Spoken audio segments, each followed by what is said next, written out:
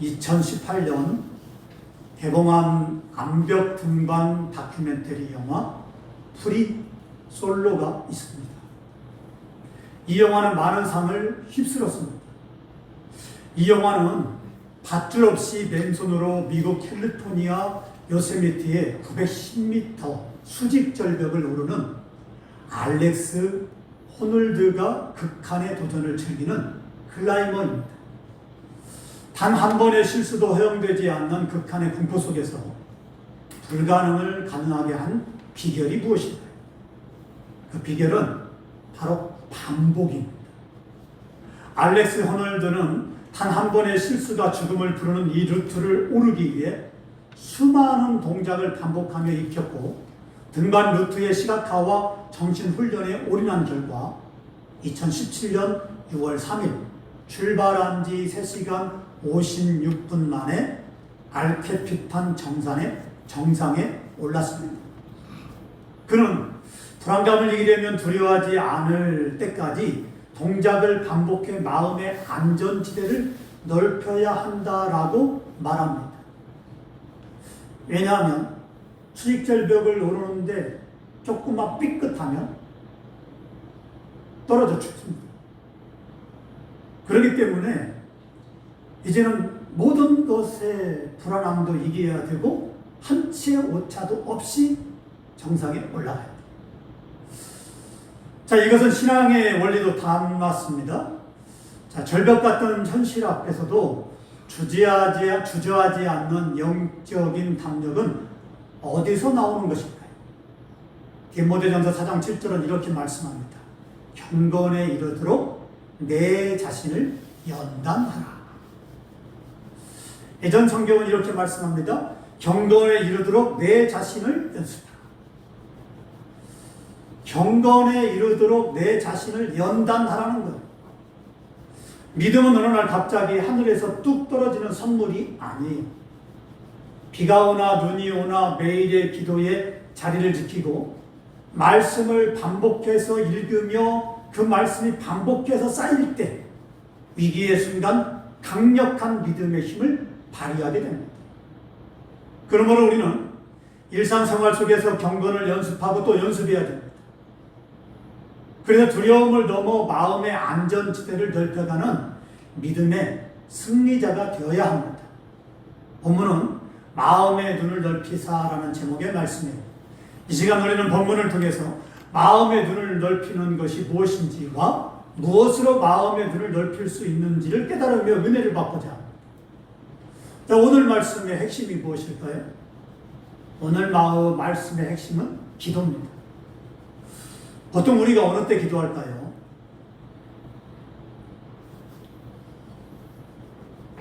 우리가 기도할 때는 어려울 때, 힘들 때, 위급한 일이 있을 때 기도합니다. 그런데요, 진짜 기도는 감사하는 마음으로 기도해야 됩니다.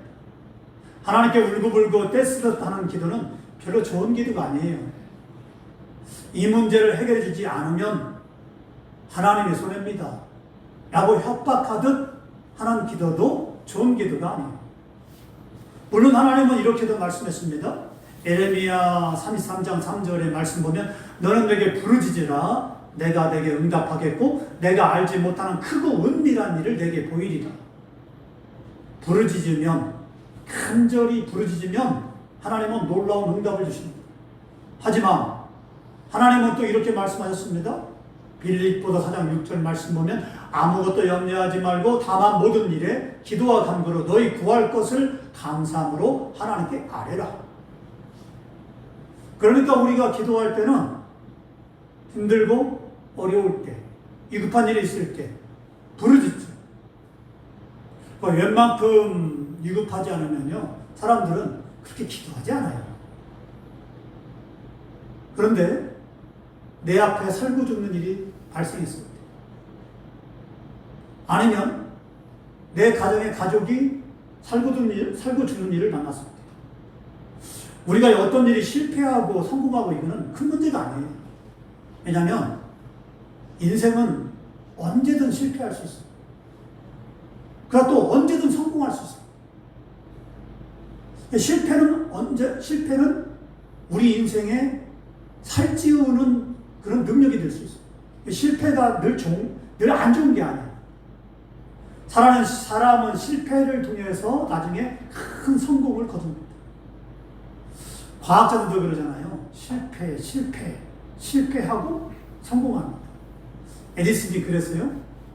내가 1000번째 성공하기 위해서 999번 동안 실패했다.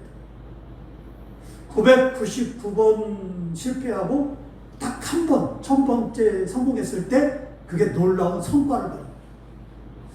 우리 인생도 마찬가지입니다. 실패가 쌓일 때 큰 성공을 거두게 됩니다. 그렇죠? 중요한 건 우리가 하나님 앞에 실패할 때에도 감사할 수 있어요. 그래서 우리 하나님은 우리에게 이렇게 말씀했습니다. 아무것도 염려하지 말고 다만 모든 일에 기도와 간구로 너희 구할 것을 감사함으로 하나님께 알려게 하세요. 기도는 감사하는 마음으로 기도해요. 살고 죽는 일을 만났을 때 부르짖으며 기도하죠. 부르짖으며 기도해요. 만약에 살고 죽는 일을 만났는데도 부르짖으며 기도하지 않는 것은 그 문제가 있어요. 그죠? 왜냐하면 하나님만이 우리를 살리기 때문에. 그러니까 우리가 살고 죽는 일을 만났을 때는 하나님 앞에 엎드려 간절히 부르짖으며 기도해요. 그럼 하나님 반드시 응답해 주십니다. 반드시 응답해 주세요.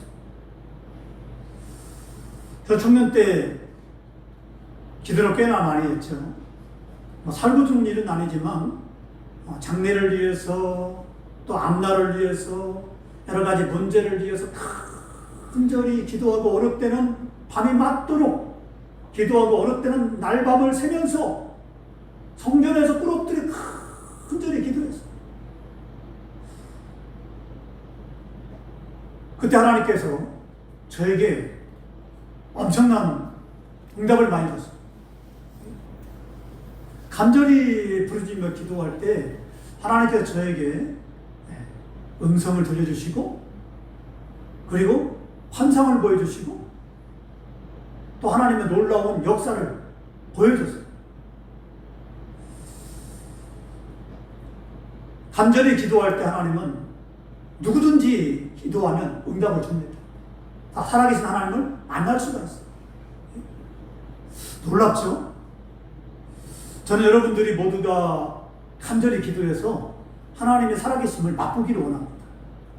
이론적으로 목사님 말씀을 전할 때 하나님은 이렇게 환상도 보여주시고 음성도 들려주시고 하나님 이렇게 역사합니다. 이렇게 들을 것이 아니라 신앙이라는 건 내가 체험해야 돼. 간절히 부르짖어서 내가 환상도 보고요. 음성도 듣고요. 하나님은 이런 하나님이구나. 그렇게 해서 하나님을 체험해야 돼. 그러면 그때부터 믿음이 확 달라져. 엄청난 믿음을 가질 수가 있어요.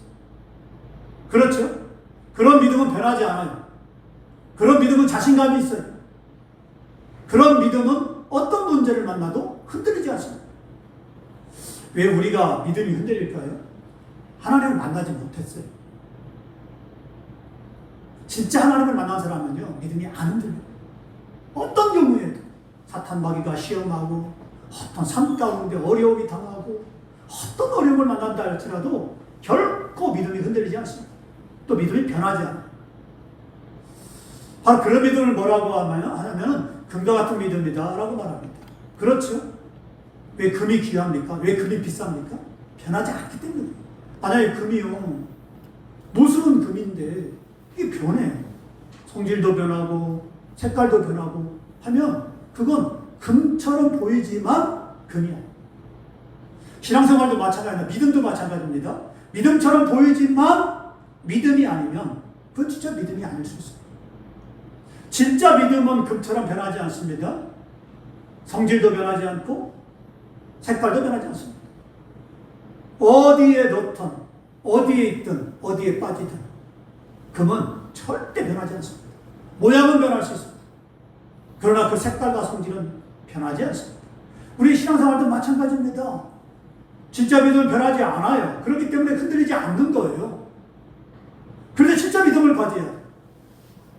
사람들이 신앙생활 할 때 나는 믿음이 있다라고 생각합니다.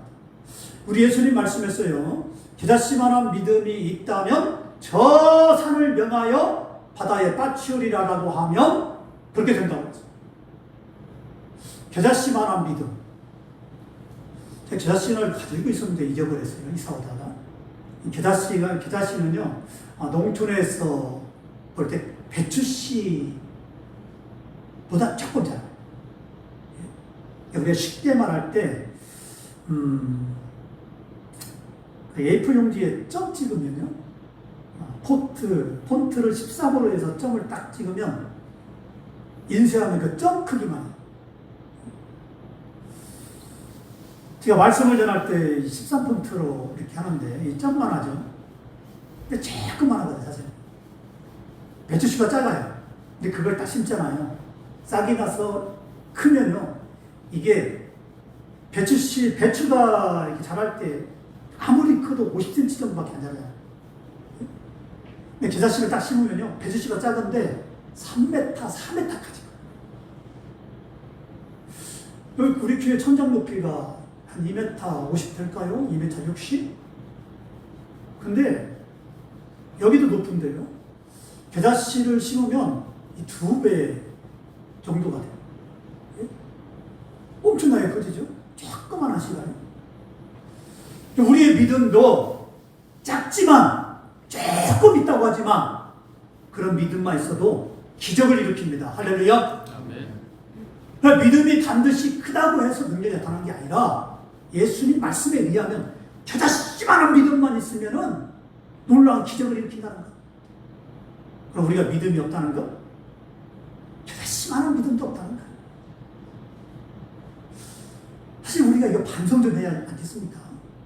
신앙생활 한 지가 벌써 10년, 20년 이게 막 믿었는데 겨자씨만한 믿음도 없다면 주님이 바라볼 때 얼마나 안타까워하실까요? 주님이 축복을 주고 싶고 잘 되기를 원하는데 그 하늘문을 활짝 열고 축복을 쏟아 붓는데 겨자씨만한 믿음만 있으면 축복을 다 받아 누릴 텐데 그 믿음이 없어가지고 하나님의 축복을 받아 누리지 못해요. 얼마나 안타까울까요? 하나님 보실 때도 안타깝죠.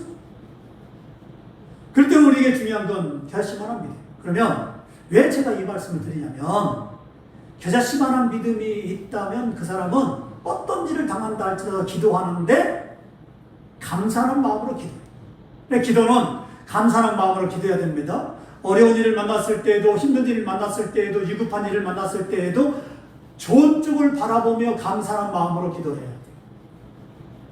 어린 자녀가 부모님께 어떤 것을 달라고 할 때 울고불고 떼쓰면서 달라고 하는 것과 감사하는 마음으로 웃으며 달라고 하는 것과 어느 때 부모님이 기분 좋게 주실까요? 감사하는 마음으로 웃으며 달라고 할 때입니다. 울고불고 떼쓰면서 달라고 하면 주긴 주지만 어쩔 수 없이 줘요. 할 수 없이 줍니다.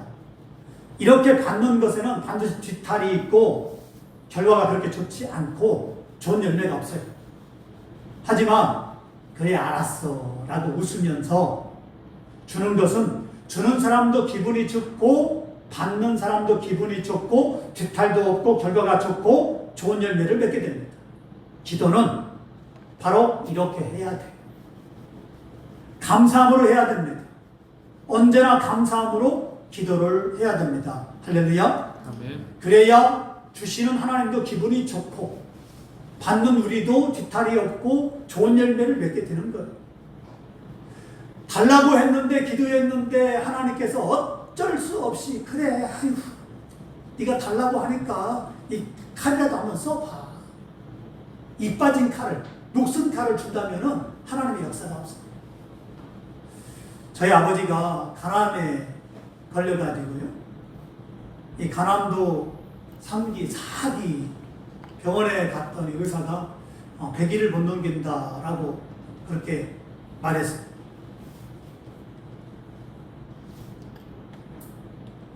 그래 완전히 뼈만 남았죠. 얼굴은 새카맣고 그 말 그대로 그냥 100일을 못 넘겨. 석 달을 못 넘겨. 그런데 저희 아버지가 간절히 하나님을 찾고 기도했어요. 부르짖으며 기도하지만 하나님을 의지하고 기도할 때 하나님은 어떻게 했냐? 한 달 만에 돌아오셨는데, 아버지가 한 달 만에 돌아오셨는데, 당시에 현신의 권사님이 집회하는 것을 쫓아다니면서 기도했는데요.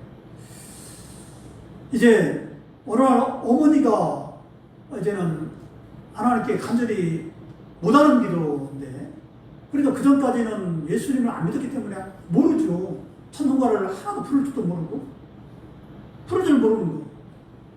근데 간절히 남편을 위해서 살려달라고 기도하는데, 어느 날 예수님께서 빛나는 옷을 입고, 해보다도 빛나는 옷을 입고 부활한 예수님이 찾아오고, 골고다의 보혈로 날 씻어 주소서, 딱 그 한 소절만 알려줘요. 밖에 보니까 꿈이 들어요. 다시 해보니까 골고다의 보혈로 날 씻어 주소서, 이게 찬송이 나오더라고요. 그 찬송만 주구장창 불렀어요. 어느 날 저희 아버지를 위해서 어머니가 간절히 부르짖으며 기도하다가 지쳐가지고 잠을 잤어요. 지쳐가지고 잠을 자는데 또 예수님께 나타나가지고요, 칼을 주는데요. 칼을 주는데 이 새 칼을 딱 줘요. 이거 써봐라.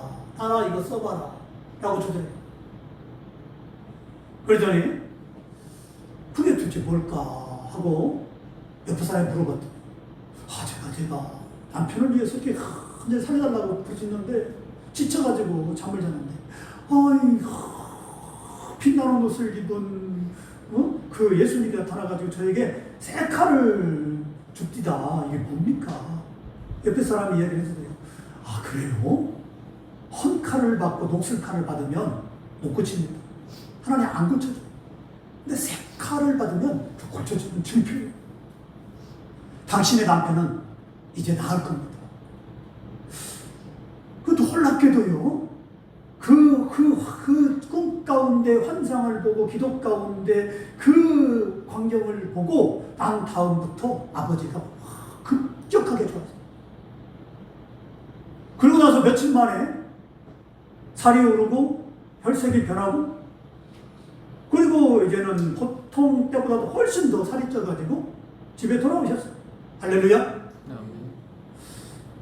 바로 그렇죠. 바로 이 하나님의 능력입니다. 죽은 자 살리는 하나님의 능력이에요. 그래서 우리가 기도를 해야 돼요. 근데 기도하는데 울고불고 떼쓰듯 기도하는 것도 좋지만, 감사함으로 하나님의 살아계신 믿음을 하고 부르짖는 기도, 진짜 기도, 그 간절히 기도하는 기도 가운데 하나님은 환상을 보여주시고 음성을 들려주십니다. 할렐루야. 그렇죠. 그걸 맡아야 됩니다. 본문 15절 16절 말씀을 보십시다. 이로 말미암아 주 예수 안에서 너희 믿음과 모든 성도를 향한 하나님 사랑을 나도 듣고 내가 기도할 때 기억하며 너희로 말미암아 감사하기를 그치지 아니하고 그랬어요. 문제 없는 교회 없습니다. 문제 없는 가정 없어요. 문제 없는 성도 없습니다. 문제 없는 사람 없어요. 다 문제 있어요. 에베소 교회도 마찬가지였습니다. 하지만 사도 바울은 에베소 교회의 안 좋은 쪽 문제를 바라보는 것이 아니라 좋은 쪽을 바라보며 감사하는 마음으로 에베소 교회를 위해서 늘 기도했어요. 에베소 교회는 세워진 지가 얼마 안 됐기 때문에 초신자들이 많았어요. 믿음이 썩 좋지 않았어요. 작은 시험에도 넘어지고 흔들렸어요. 하지만 사도 바울은 그들을 위해 끊임없이 좋은 쪽을 바라보며 감사함으로 기도했습니다. 믿음이 자라기를 계속해서 기도했어요. 저도 여러분의 믿음이 자라기를 계속 기도하고 있습니다. 여러분의 믿음이 자라서 하나님께 사랑을 받도록 계속 기도하고 있습니다. 여러분의 믿음이 자라 하나님이 주고자 하는 축복을 다 받아 누리기를 계속 기도하고 있습니다. 여러분의 믿음이 자라서 여러분의 가정과 여러분의 자녀들이 잘 되기를 계속해서 기도하고 있습니다. 우리는 언제나 이렇게 좋은 쪽을 바라보며 기도해야 됩니다. 나쁜 쪽, 안 좋은 쪽, 허물을 바라보면 안 됩니다. 먼 눈에는 뭐가 보인다고요? 마음이 비뚤어진 사람은 좋은 사람도 안 좋은 것만 바라보고 안 좋게 이야기합니다.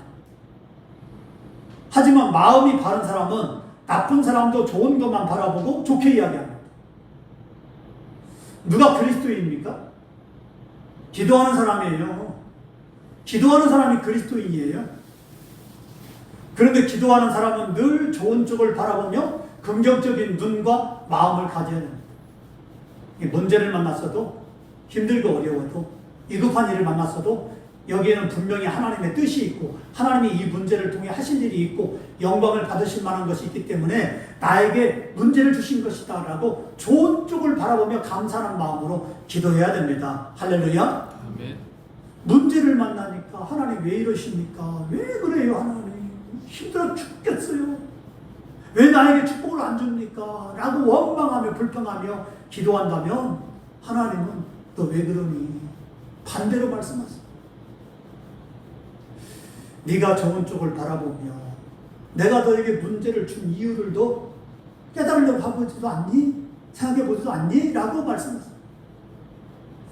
우리가 진짜 축복을 받는 거는요, 하나님의 그 사랑과 은혜를 깨달으며 하나님을 잘 섬길 때, 하나님을 잘 순종할 때, 하나님 말씀대로 살아갈 때, 변함없이 하나님만 바라볼 때, 그때 하나님이 주고자 하는 축복을 다 받아 누리도록 눈을 활짝 열으세요. 왜 우리가 하나님의 축복을 받지 못합니까? 하나님 말씀을 거역하며 하나님 말씀을 불순종하며 어렵다고 힘들다고 내가 하나님의 말씀을 순종하지 않고 거역하게 되면 하나님은 계속 축복을 여전히 주세요. 하늘문을 활짝 열으시고 악인에게나 선인에게나 같은 햇빛과 같은 비를 주십니다. 하지만 맺는 열매가 달라요. 하나님을 말씀에 순종하는 자는 아름다운 열매를 맺지만 하나님 말씀에 순종하지 않는 자는 아름다운 열매를 맺지 못해요. 그렇기 때문에 우리가 어려워도 힘들어도 감사하며 기도하며 하나님 말씀에 순종하자 이 말입니다. 할렐루야. 그래야 축복된 삶을 살아요. 지금 어렵다고 하나님을 거역하지 말고 여전히 끝까지 하나님만 바라보고 기도하며 하나님 의지하게 되면 하나님은 지금 받지 못하는 걸 더블로 그리고 30배, 60배, 100배로 복을 쏟아부어 주십니다. 그게 믿음의 비결이에요. 기도의 비결입니다. 그래서 우리가 감사함으로 부딪힐 때 은혜가 임합니다. 근데 믿음이 없는 사람은요, 기도하지 않아요. 아무리 위급한 일을 당하고 어려운 당해도 기도하지 않습니다. 얼마나 안타깝습니까? 근데 진짜 위급한 일을 당했을 때 믿음은 기도할 때 빛이 나요. 그래서 가정의 어려운 문제, 힘든 일을 만났을 때 같이 부르짖고 기도하고 가족 모두가 간절히 기도할 때 하나님은 그 가정에 놀라운 폭발적인 놀라운 축복을 안겨주십니다. 그리고 문제를 해결하실 뿐만 아니라 더 잘 되도록 하나님이 역사하십니다. 할렐루야. 아멘. 바로 그게 하나님의 역사. 히스기야가 죽을 병에 걸렸습니다. 이사야가 하나님 말씀을 가지고 왔어요. 당신은 왕이지만 침상에 올라간 그대로 죽을 것입니다. 히스기야가 그 말을 듣고 이사야가 돌아간 뒤에 벽을 향해서 간절히 눈물을 흘려 기도합니다. 하나님, 하나님, 하나님. 내가 하나님을 위해서 못한 건 기억하지 마시고 잘한 것만 기억해 주시옵소서. 잘한 것만 기억해 주시옵소서. 간절히 간절히 부르짖습니다. 여기 보세요. 여기 보세요. 간절히 부르짖어요. 어떻게 했다고요? 히스기야가 죽을 병에 걸렸을 때 하나님이 너는 죽을 것이다 라고 말씀을 들었을 때 어떻게 했어요? 하나님, 내가 잘한 것만 기억해 주시고 못한 건 기억하지 마시고 나를 살려주시옵소서. 간절히 눈물을 흘리며 기도했어요. 그때 이사야가 성을 빠져나기 전 가는데 하나님 말씀이 다시 임합니다. 너는 돌아가서 내 종 히스기야에게 내가 15년을 더 연장시켜 주겠다라고 전해라 라고 말합니다. 가던 길을 돌아서 이사야가 히스기야 왕에 다시 돌아옵니다. 돌아와 보니까 히스기야 그때도 벽을 향해서 눈물로 간절히 가슴을 치면서 기도하고 있어요. 하나님, 하나님, 내가 못한 거 기억하지 말고 잘한 것만 기억해달라고 눈물로 통곡하고 있어요. 그때 이사야가 그 히스기야에게 말씀을 전합니다. 하나님께서 당신을 15년을 생명을 연장시켜 줬습니다. 할렐루야. 그래서 히스기야는 15년을 더 살았어요. 죽을 병에 걸렸지만 하나님이 살려주니까 살게 된 것입니다.